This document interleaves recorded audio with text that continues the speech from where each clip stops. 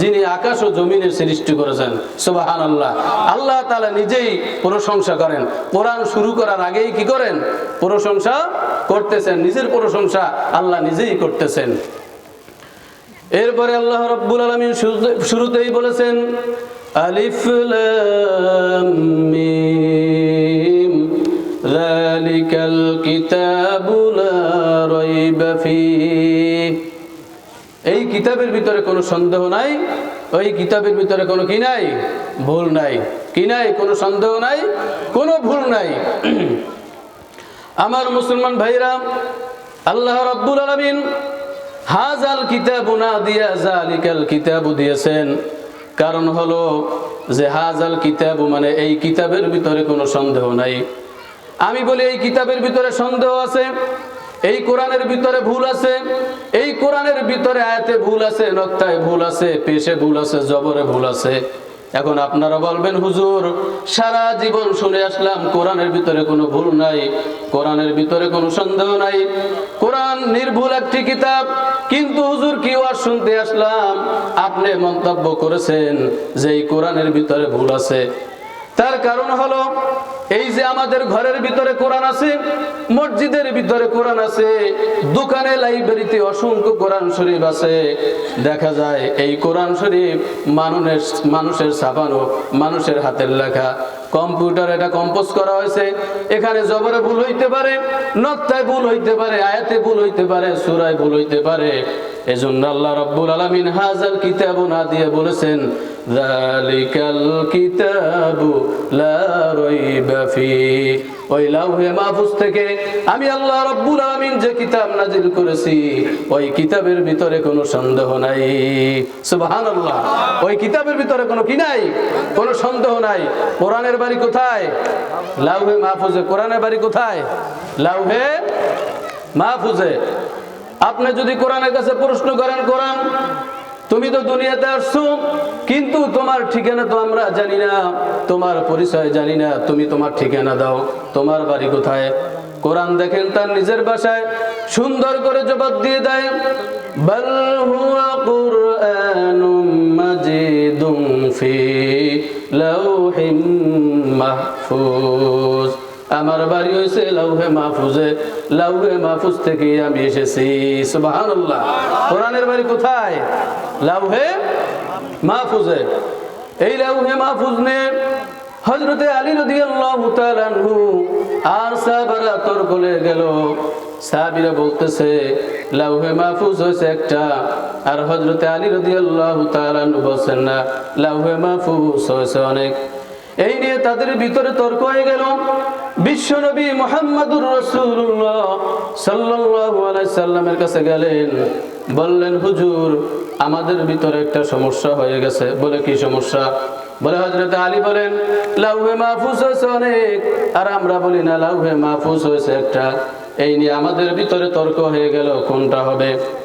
বিশ্বনবী মুহাম্মদুর রাসূলুল্লাহ সাল্লাল্লাহু আলাইহি সাল্লাম বলেছেন ও আমার সাহাবীরা তোমরা শোনো, আমি হইলাম ইলমের শহর, আর সেই শহরের দরজা হয়েছে আমার আলী। তাই আমার আলী যেটা বলেছে সেটাই ঠিক। সুবহানাল্লাহ। আমার আলী যেটা বলেছে সেটাই ঠিক। তখন আল্লাহ রাসূল বলে সাহাবীরা শোনো, এই দুনিয়ার ভিতরে যত কোরআনে হাফেজ হবে 30 পারা কোরআন শরীফ যারা সিনার ভিতরে ধারণ করে রাখবে তারা প্রত্যেকেই হলো এক একটা লাউহে মাহফুজ। বলুন সুবহানাল্লাহ। যারা 30 পারা কোরআন সিনার ভিতরে নিয়ে আল্লাহর জমিনে ঘোরাফেরা করে তারা প্রত্যেকেই হলো এক একটা লাউহে মাহফুজ। সুবহানাল্লাহ। আবার ভুল বুঝছেন না যে ওই লাউহে মাহফুজ আর এই লাউহে মাহফুজ আবার এক করবেন না। উদাহরণ দিতে গিয়া, গুরুত্ব বুঝাইতে গিয়া তারপরে এটার উদাহরণ টানা হয়েছে। তো দেখেন কেমন কোরআন আল্লাহ রাব্বুল আলামিন নাজিল করেছেন, যেই কোরআনের ভিতরে কোনো সন্দেহ নাই, যেই কোরআনের ভিতরে কোনো কি নাই? সন্দেহ নাই, কোনো ভুল নাই। আর আল্লাহ রাব্বুল আলামিন এই কোরআনের আলোচনা শুনলে পরে আল্লাহ তাআলা কি করবেন? যতক্ষণ পর্যন্ত আমরা শুনবো ততক্ষণ পর্যন্ত রহমত নাজিল করবেন কে? আল্লাহ রাব্বুল আলামিন বলেন ওয়া ইযা কুরিয়াল কুরআনু ফাসতামিউ লাহু وأنصتوا لعلكم ترحمون বান্দারা আমার কোরআন যেখানেই কোরআনের আলোচনা হবে, কোরআন যেখানেই তিলাওয়াত করা হবে, তোমরা মন দিয়ে কান দিয়ে শ্রবণ দিয়ে আমলের ন্যায়তে তোমরা শুনবে। বান্দা, যতক্ষণ পর্যন্ত তোমরা আমার কোরআনের আলোচনা শুনবে ততক্ষণ পর্যন্ত আমি আল্লাহ তোমাদের উপরে রহমত বর্ষণ করতে থাকবো। সুবহানাল্লাহ। আমরা রহমত চাই না গজব চাই? আমরা রহমত চাই। আমরা কি চাই? রহমত চাই। আমরা জান্নাত চাই না জাহান্নাম চাই? কি বলেন? আমরা জান্নাত চাই। জান্নাত যদি পাইতে হয় তাহলে কোরআন ছাড়া কোনো আর উপায় আছে? কোরআন ছাড়া জান্নাতে যাওয়া যাবে? অবশ্যই কোরআনের নির্দেশনা, কোরআনের আইন আমাদের বাস্তব জীবনে করা লাগবে কি লাগবে না? বাস্তব জীবনে কি করা লাগবে? আমল করা লাগবে, ঠিক না? আল্লাহ রাব্বুল আলামিন কেমন কোরআন নাজিল করেছেন দেখেন। আমরা যদি একটা গান একবার দুইবার শুনি, তিনবারের বার কিন্তু আর ভালো লাগে না। কি বলেন, লাগে? দেখা যায় মমতাজ বিভিন্ন গান গায়, যুবক ছেলেরা সেই গানের পাগল। যত পাগলই হোক না কেন, একবার দুইবার তিনবার, এরপরে আর গান ভালো লাগে না। একটা যদি আপনি কি করেন, নাটক দেখেন, একবার দুইবার তিনবারের বার ওই নাটক আর ভালো লাগে না। আপনারা মুরব্বীরা যারা আছেন, ছোট্টবেলায় আমরাও শুনেছি, আপনারাও শুনেছেন যে গজল আমরা শুনেছি, মাটির ও পিঞ্জিনিয়ার ভাঙ্গিয়া চুরিয়া, এই গজল আগে গাইতো কি গাইতো না? কিন্তু সেই গজল এখন আর আওয়াজ পাওয়া যায়? বলেন, আওয়াজ পাওয়া যায়? সাবধানে থাকিও নারী পর্দার আড়ালে, এই গজল আপনারা অনেক শুনেছেন, কিন্তু এই গজল এখন আর কিন্তু শোনা যায় না। কি কথা ঠিক কিনা? তার কারণ হলো এগুলি হলো মানুষের বানানো, মানুষের তৈরি করা কোনো গল্প, মানুষের তৈরি করা কোনো গান, মানুষের তৈরি করা কোনো সিনেমা, মানুষের তৈরি করা কোনো ইসলামী সঙ্গীত। একবার দুইবার তিনবার ভালো লাগবে, চতুর্বার আর কোনো ভালো লাগবে না। কিন্তু আল্লাহ রাব্বুল আলামিন কেমন কোরআন নাজিল করলেন। আমরা এখানে যারা উপস্থিত হয়েছি অনেকের বয়স হয়েছে 50, 60, 70 বছর। যারা 40 বছর পর্যন্ত নামাজ আদায় করেন, কয় বছর? 40 বছর পর্যন্ত নামাজ আদায় করেন। ইমাম সাহেব নামাজ পড়ায়, প্রতি মুহূর্তে সূরা ফাতিহা দিয়ে নামাজ আদায় করে।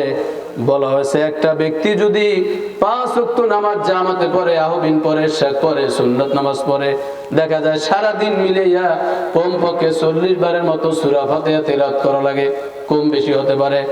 এই যে দৈনিক প্রতিদিন 40 বার কোরআন তেলাওয়াত করে, সূরা ফাতিহা নামাজের ভিতরে তেলাওয়াত করে, কিন্তু কোনদিন তো এমন হয় না যে হুজুর সূরা ফাতিহা আর ভালো লাগে না, সূরা ফাতিহা বাদ দিয়া অন্য সূরা দিয়ে নামাজ আদায় করেন। এরকম আমরা কোনদিন বলেছি? তার কারণ হলো আল্লাহ রাব্বুল আলামিন বলে, বান্দা সূরা ফাতিহার ভিতরে আমি এত মধু দিয়েছি, এত মজা দিয়েছি, এত ভালোবাসা দিয়েছি, এত মধু দিয়েছি।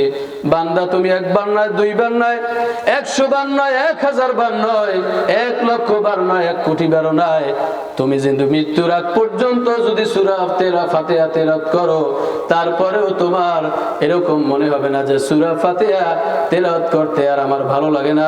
বান্দা তুমি যতই পড়বে ততই ভালো লাগবে। সুবহানাল্লাহ। যতই পড়বে ততই কি লাগবে? ভালো লাগবে। আজকে এই জান্নাতের বাগানে অনেক মুসলমান সন্তানের আছে, দোকানে আড্ডা মারে, অনেক মা বোন অনেক ব্যস্ত আছেন, অনেকেই মোবাইল নিয়ে ব্যস্ত আছেন, বিভিন্ন নাটক সিনেমায় ব্যস্ত আছেন। আমি যুবক ভাইদেরকে অনুরোধ করি, মুরব্বীদেরকে অনুরোধ করি, মা বোনদেরকে অনুরোধ করি, এই যে কোরআনের মাহফিল চলতেছে, এই কোরআনের মাহফিলে আপনারা কি করেন, চলে আসুন। মা বোন যারা আছেন তারা কোরআনের কথাগুলি সুন্দর করে শুনবেন। আমার মুসলমান ভাইয়েরা, আল্লাহ রাব্বুল আলামিন দেখেন কেমন কোরআন নাজিল করেছেন। আবু জাহেল, আবু লাহাব, আবু সুফিয়ান, তারা কি কাফের না মুসলমান? তারা কি কাফের? কোরআনের পক্ষে না বিপক্ষে? কথা বলেন না, কোরআনের পক্ষে না বিপক্ষে? বিশ্বনবী মুহাম্মদ সাল্লাল্লাহু আলাইহি সাল্লাম যখন মসজিদে কোরআন তেলাওয়াত করতেন, আবু জাহেল, আবু লাহাব, আবু সুফিয়ান হোক বা সাইবা, তারা আড়ালে দাঁড়াইয়া দাঁড়াইয়া নবীজির কোরআন তেলাওয়াত শুনতেন। সুবহানাল্লাহ। রাতের অন্ধকার থেকে যখন আলোকিত হয়ে যেত, আবু জাহেল প্রশ্ন করলো, আবু লাহাব তুমি এখানে কেন? আবু লাহাব প্রশ্ন করলো, আবু জাহেল তুমি এখানে কেন? আবু সুফিয়ান বলল, তোমরা এখানে কেন? তারা বলল, আমরা তো মুহাম্মাদের কোরআন তেলাওয়াত শুনতে এসেছি। আবু জাহেল বলল, এইভাবে মুহাম্মাদের কোরআন তেলাওয়াত শোনা যাবে না।